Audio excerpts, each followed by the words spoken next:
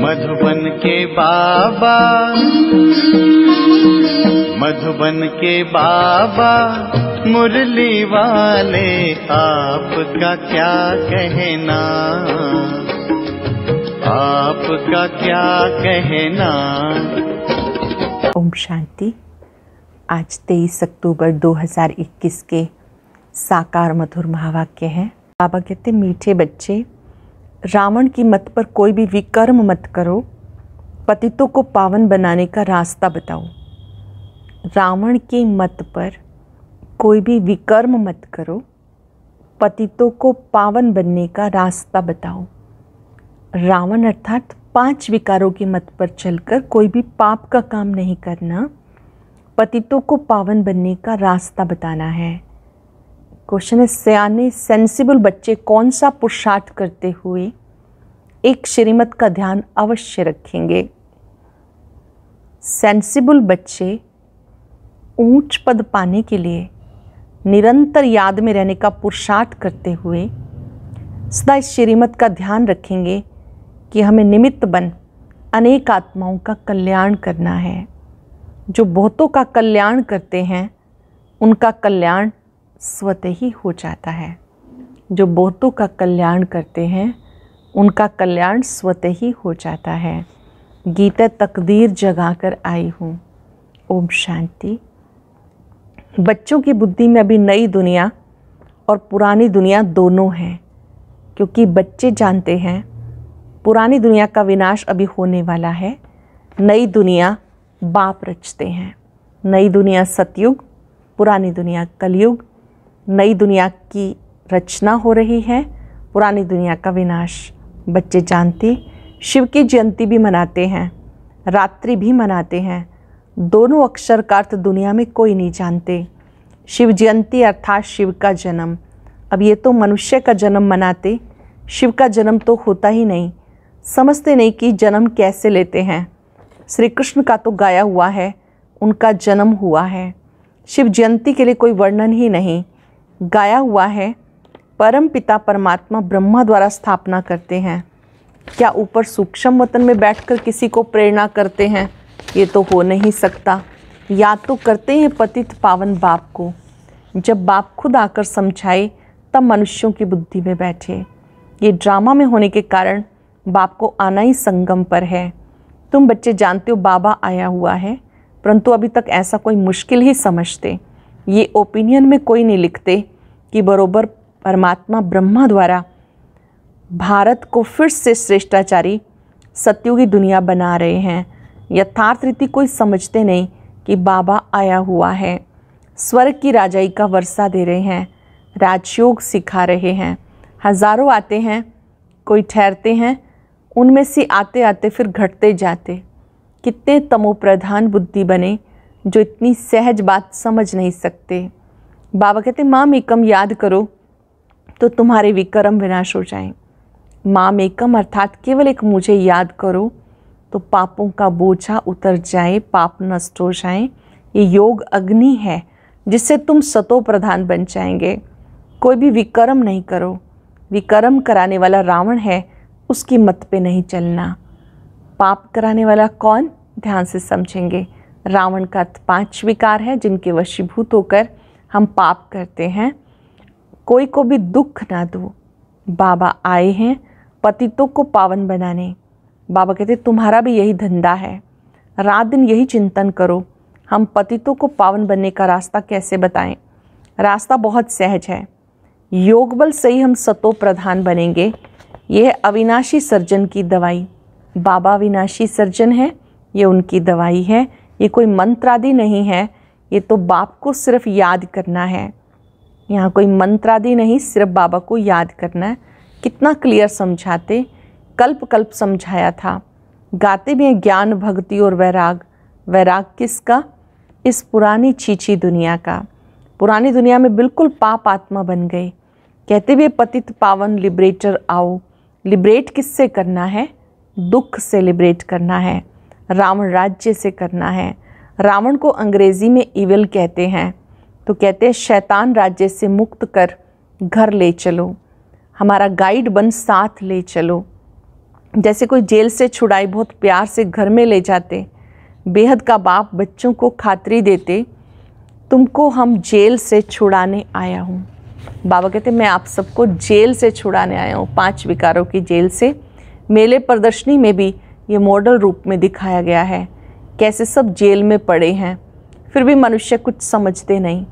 बाबा कितना सहज रीति समझाए, विश्व का मालिक बनाते हैं। कहते मुझे याद करो तो पाप कट जाएंगे, तुम सतयुग के मालिक बन जाएंगे। कितना सहज है, कोई भी धर्म वाला समझ जाए। बताना चाहिए फलाना धर्म कब स्थापन होता है। अंत में सब आत्माएं अपने अपने सेक्शन में चली जाएंगी, फिर शुरू होगा देवी देवता धर्म। ब्रह्मा द्वारा स्थापना ये लिखा हुआ है। त्रिमूर्ति का चित्र है नंबर 1। त्रिमूर्ति और गोला इस चित्र पर बिल्कुल क्लियर समझाया जा सकता है। त्रिमूर्ति में ब्रह्मा विष्णु शंकर का चित्र है। गोला अर्थात सृष्टि चक्र, जिसमें सभी युगों की कहानी है, इस पर अच्छी रीति समझाना है। ये भी समझाया है, एक है शांति धाम, दूसरा है सुख धाम, ये है दुख धाम। इस दुख धाम से चाहिए वैराग। अब भक्ति की रात पूरी हुई, सतयुग त्रेता का दिन शुरू होता है। बाबा कहते हैं पुरानी दुनिया ख़त्म होनी है, इसलिए इससे वैराग चाहिए। पुरानी दुनिया ख़त्म होनी है, इसलिए इससे वैराग चाहिए। वो है हद का वैराग, ये है बेहद का वैराग। वह सन्यासी आदि कोई नई दुनिया नहीं रचते। क्रिएटर बाप है ना, उन्हें कहा जाता है हेवनली गॉड फादर, हेवन स्थापन करने वाला। दूसरा कोई तो है नहीं। पढ़ाई है सतयुगी राजधानी प्राप्त करने के लिए। ये पढ़ाई है सतयुगी राजधानी प्राप्त करने के लिए। ज्ञान सागर आकर ज्ञान देते हैं। ज्ञान सागर पतित पावन उन्हें कहा जाता। नॉलेज का है कि बाबा ज्ञान सागर है, तो ज्ञान कौन सा? क्या बैरिस्टर सर्जन की नॉलेज? परमात्मा को सृष्टि के आदि मध्यंत की नॉलेज है, उनमें सब नॉलेज आ जाती। बैरिस्ट्री, इंजीनियरिंग आदि सब का मूल माखन है गॉडली नॉलेज। बाकी भी जो नॉलेज है उसका जो मूल माखन है वो गॉडली नॉलेज है। वह जिस्मानी नॉलेज पढ़ना, इंजीनियर आदि बनना कोई बड़ी बात नहीं, ये तो तुम जानते हो। सतयुगी नई दुनिया की जो रस्म रिवाज होगी वही वहाँ चलेगी। हमने जैसे कल्प पहले महल आदि बनाए थे वही रिपीट करेंगे। 5000 वर्ष पहले जैसे महल आदि बनाए थे वैसे बनाएंगे। उसे कहा जाता सतयुग। वहाँ ही रस्म रिवाज को मनुष्य नहीं जानते। वहाँ की जो रस्म रिवाज है मनुष्य नहीं जानते। वहाँ कैसे हीरे जवाहरात के महल बनते हैं, वे गाए ही जाते हैं 16 कला संपूर्ण, संपूर्ण निर्विकारी। जो रस्म रिवाज होगी उस अनुसार राजाई चलेगी। ये ड्रामा में नूंद है। आत्माएं अपना पार्ट बचाएंगी। मकान कैसे बनाएंगे, कैसे रहेंगे, सब नूंद है। जैसे इस पुरानी दुनिया की चलती वैसे उस नई दुनिया की चलेंगी। रस्म रिवाज जैसे पुरानी दुनिया में चलती हैं ऐसे नई दुनिया की वहाँ चलेंगी। यहाँ है असुर, वहाँ है देवता। शास्त्रों में बातें कुछ नहीं हैं। ज्ञान और भक्ति गाते भी रहते हैं। ब्रह्मा का दिन, ब्रह्मा की रात। ब्रह्मा का ही नाम लेते हैं, विष्णु का नहीं। ब्रह्मा ही विष्णु हो जाते हैं। ब्रह्मा सरस्वती विष्णु के 2 रूप लक्ष्मी नारायण हैं। इसलिए बाबा ने समझाया लक्ष्मी नारायण ही 84 जन्म बाद ये बनते हैं। लक्ष्मी नारायण ही 84 जन्म लेने के बाद ब्रह्मा सरस्वती बनते हैं। ध्यान से समझेंगे। सतयुग में जो श्री लक्ष्मी नारायण थे जन्म पुनर्जन्म लेते, लास्ट में वो ही दोनों ब्रह्मा सरस्वती बनते हैं। फिर ब्रह्मा सरस्वती श्री राधे श्री कृष्ण बनते हैं।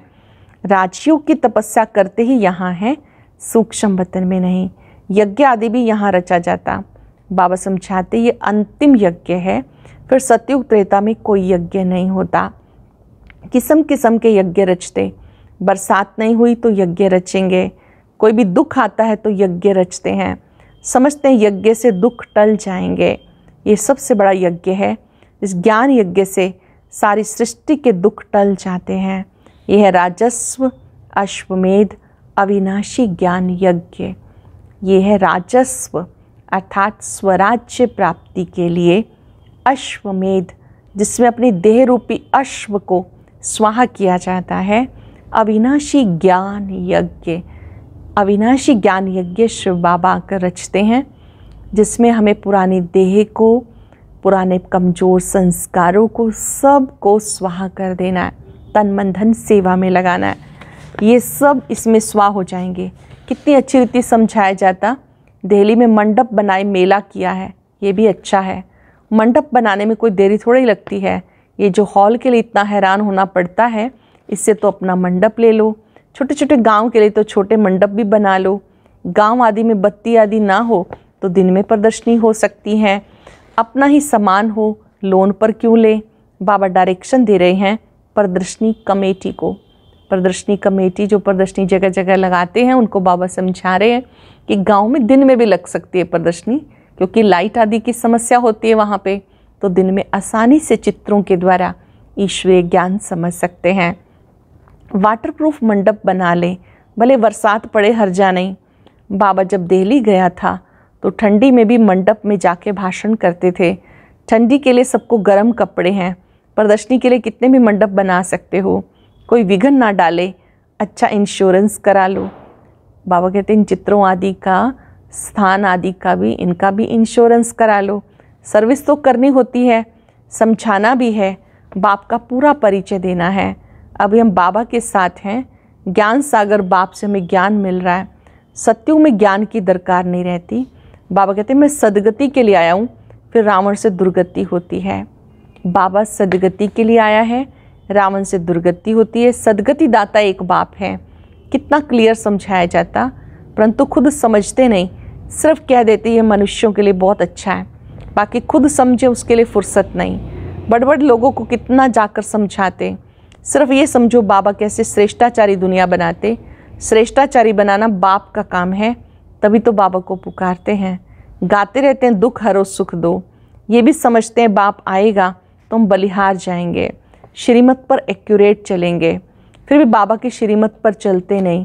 मनुष्यों को पता नहीं कि भगवान क्या चीज़ है। सर्वव्यापी कह देते, अरे पतित पावन भगवान तो एक है, वो सर्वव्यापी कैसे होगा। फिर तो सब भगवान कहलाएं। भगवान कोई छोटा बड़ा थोड़ा ही होता है। प्रदर्शनी में ये भी दिखाया, कोई मांस खाते हैं, कोई लड़ते हैं, क्या ये सब भगवान करते हैं। उस समय मनुष्य खुश होकर चले जाते हैं। बाहर गए, वहाँ की वहाँ रही।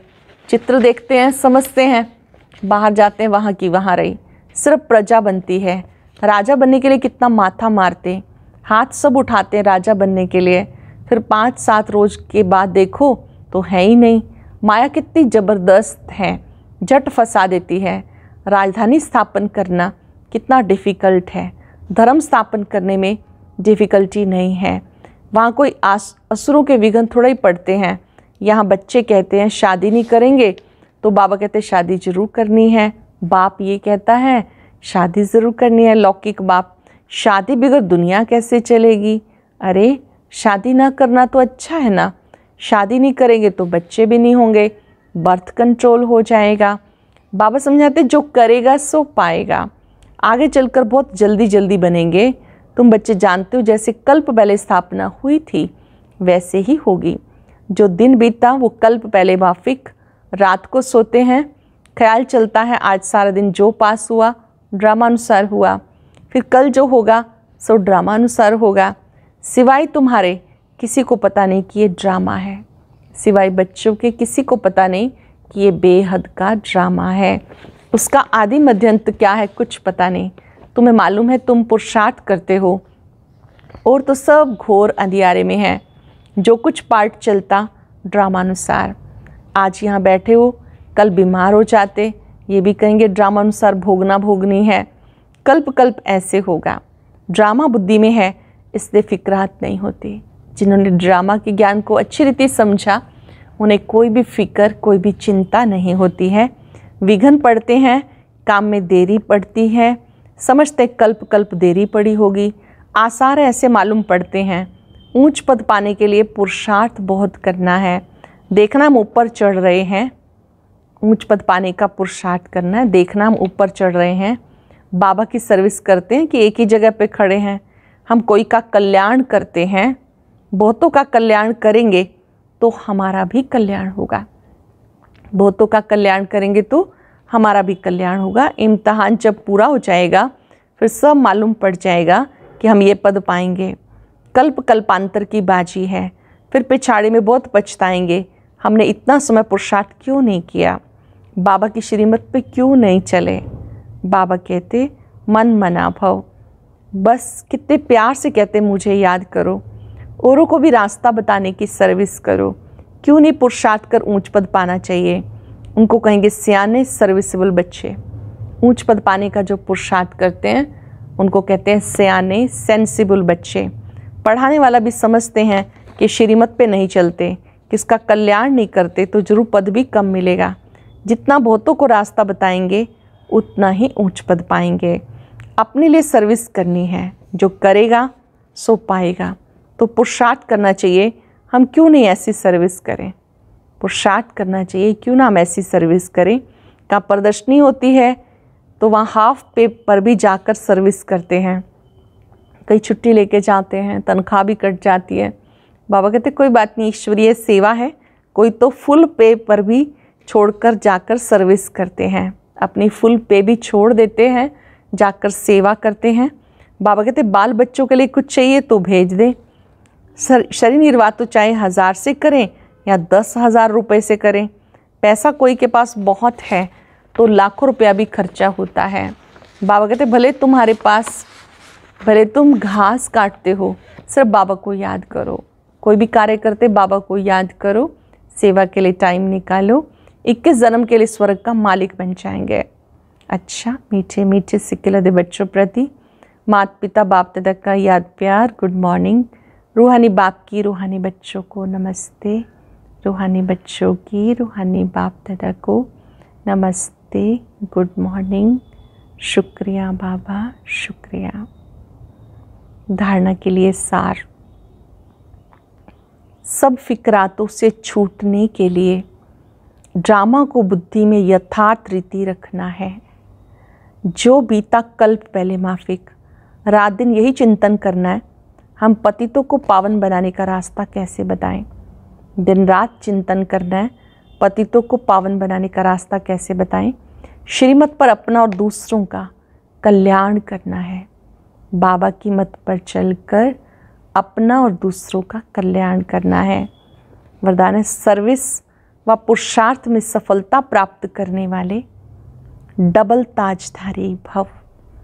सर्विस व पुरुषार्थ में सफलता प्राप्त करने वाले डबल ताजधारी भव।